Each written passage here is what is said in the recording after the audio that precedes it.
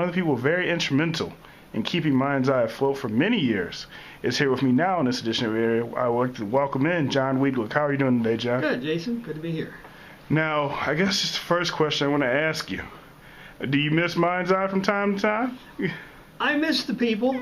I don't necessarily miss the work, but I do miss the volunteers and Marjorie and Diane and the people that I worked with for so long. And there's a lot of volunteers that are still there since I've left, and so those were great people. I enjoyed working with them and just making the station go. But I've enjoyed being retired. It's keeping plenty busy, and I don't miss the commute back and forth in the snow and all that. So I guess I'm one of the newer people. I mean, I've only been at MindsEye a year, and I know a lot of listeners and volunteers. Oh, I know they all miss you as well there. They're like, oh, anyone talk to John, and it's a good time they'll get to catch up. So I know people will be very interested in this interview. That's good. It's good to know that I'm still missed and still remembered. Definitely. Now, like I said, MindsEye, 40 years tomorrow, exactly. And you were there. What time did you got there? A little bit after the original. Okay, I started in March of 1976. Okay, so you got there about 3 years after. Right. I knew about the station and had been involved a little bit in some of the planning, and that I was contacted because they had openings, and I started and was interviewed, and they described all the things that I would be doing, and I thought, well, I went over there with someone from Rehab Services for the blind, and although it was called the Bureau for the Blind then, and when we left, he said, they sure want you to do a lot for what they're paying.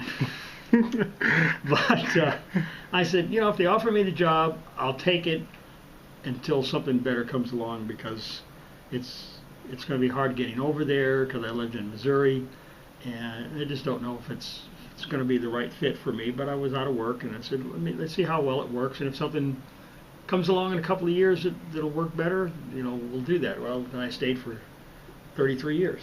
Yeah, so you I guess I'm taking it you learned to enjoy it after a while. I loved it from the time I started. Yeah. Once I learned, there was just so much I needed to learn how to run the board, and it just seemed a little intimidating, all the things that working with the volunteers and running the broadcast things. Of course, at that time we did things a lot different from what you do now. We didn't have a computer, of course. Everything was done on reel-to-reel tape recorders, and it was all different. So I went through an awful lot of changes in the time that I was there. Now, I know you said there was a lot of things you were asked to do at first, but I'm guessing the staff was pretty small, which is probably you and probably...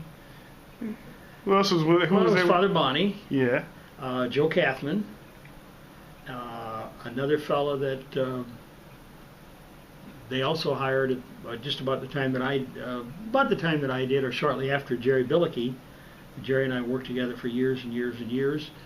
There were a couple people there who left just about the time that I started. So yes, the staff was small, and always has been small, and then it expanded some. But the staff was pretty stable. There were changes, and I think I served through about 4 different executive directors and several engineers, some volunteer coordinators. But for the most part, the staff was pretty stable. It's probably changed more in the last 5 years or so than it did for the first several years that I was there. And just going in, I know with coming in with the new organization, you were there kind of pretty much almost from the beginning, pretty much close to the start of it. What were some of the challenges, I guess, just getting MindsEye off the ground and getting awareness? I know back then you didn't have, like now we have social media, all that stuff you can kind of relay to people.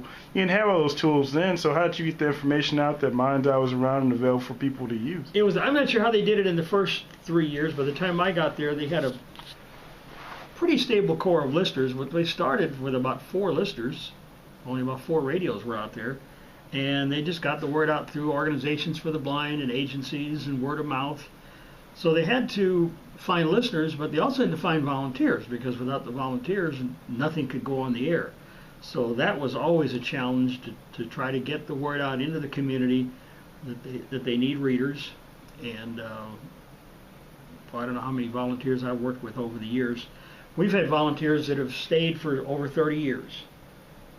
We've had volunteers that, one volunteer, assuming that she's still there, started before I did and is still reading for you, and that's Lynn Williams. I imagine she's still there probably. Yes, she is. So there have been some people that have been there 20, 30 years, but there's always a constant turnover. Sometimes people come in and they find that they like it, but they have too many other obligations with families and jobs, and they drift away to other things. So it's always been, how do you get the word out? How do you find volunteers? And the more people you get, the more they tell others and their friends that, hey, this is a good place to come and volunteer.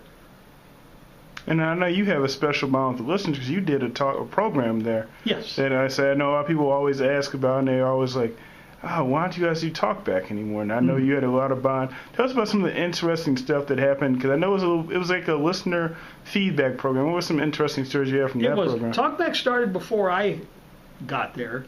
Joe Kathman thought it would be good to have an outreach to the listeners and do a call-in format. And one of the listeners at that time came up with the idea of calling it Talkback. And Father Bonnie used to do it, and then Joe Kathman did it. And then when Jerry and I started, we took it over. It was 5 days a week, an hour a day, and we would, you name it, we did it. We would have guests sometimes. We would have topics, throw out topics, maybe something in the news.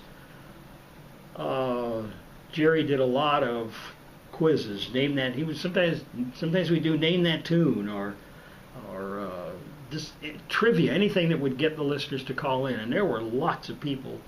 And gradually the callers dropped off. A lot of the people who were avid talkback callers died, and it was just kind of hard for us to find new people who wanted to do that. I think they had other ways of communicating. But it was a fun show. I can remember a lot of things. We had Jack Buck on the program. That was I still have the tape of that. I think he had like 20 calls that day.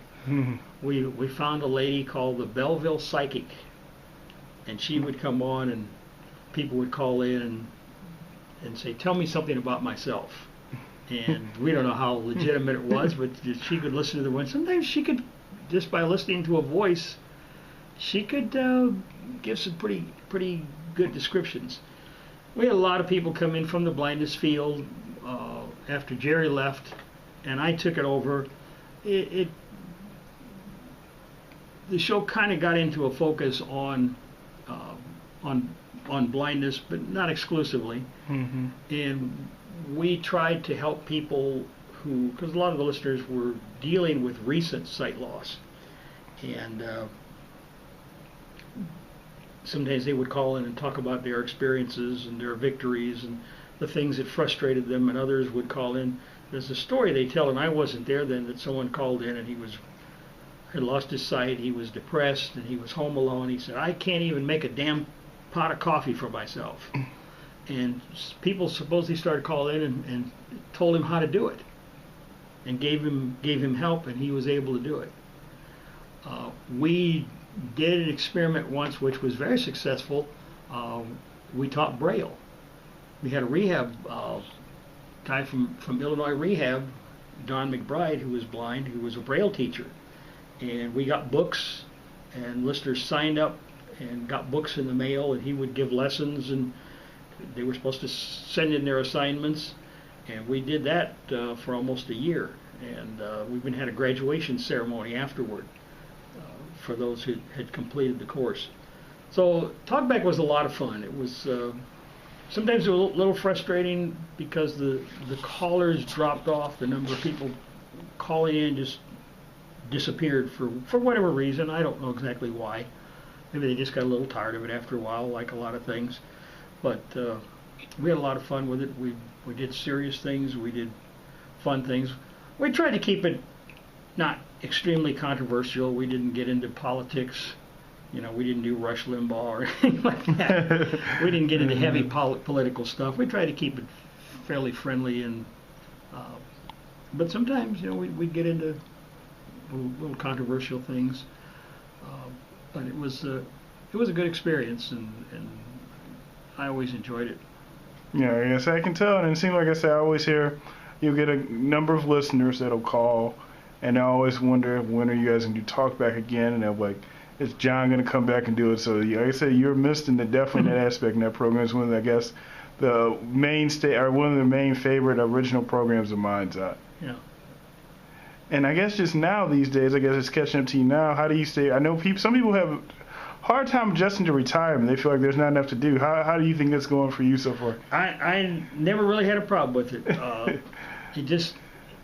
I reached the point I wasn't 65 yet, but I'd been there for like 33 years, and I still liked it, but I was kind of getting to the point of just being tired of the daily grind, and as you know, a lot of my job was getting on the phone and calling people and saying, somebody canceled, can you come in today, can you come in tomorrow, can you come in over the weekend? And particularly as we started expanding our programming, we started going 24 hours a day and adding new programs. There was so much involved in that, and I just sort of reached a point that I said, I think I've done this long enough. I think I need to get away from it. But I certainly haven't had any trouble filling time. I love to read, and I've been able to do all the reading that I've wanted to do. I'm very active in my church, Southwest Baptist Church. I play piano and keyboards in a worship group. So we don't perform every week, but 2 or 3 times a month. I'm doing some teaching, Sunday school teaching, or adult Sunday school teaching. And enjoying my music, and I was still kind of looking for something to do, maybe some volunteer thing. I just haven't figured out what that should be yet. And I've also gotten involved in something that I wish more of our listeners would think about, and that is going over, and this might be something you might want to do on your ear to ear. I go over to Paraquad, they have a gym that's set up for people with disabilities. Yeah. They have exercise equipment, and I've never been into exercise, never cared to do it, but I said I need to keep in shape and not have some of the health problems that I see in so many people my age and younger. So I started going over there 3 mornings a week and doing the treadmill and doing the weight equipment, and I really like it. I've done it for about 2 years or 2.5 years. They're great people over there. There's some, you kind of socialize with the other people. Most of the people who go to it are not blind. They're people recovering from strokes. They're people in wheelchairs. But you get to know them, and they have a small staff, but a lot of students who are training to be physical therapists or occupational therapists. And I think it's a great place for them to learn a little bit more about people with disabilities and what they can do and what they need help with. So that's an exciting program. It's in a couple of years, I think they're going to be able to expand and have a much expanded gym and more equipment. And so when that happens, I hope people will take advantage of it. Definitely. And I got another activity you might want to consider. We can do like a monthly or annual talk back every once in a while. You want to come back in? I would love to have that happen. Yeah, that'd be fun. Definitely. I thank you, John, for not only this interview today, but helping keep MindsEye and being an influential part in keeping MindsEye and helping it reach its 40th birthday. It's been a great 40 years. I think we've done a lot for the community. There are a lot of more ways now for people to get newspapers, but there's still a need for it, and I hope it continues for a long time. Thank you so much.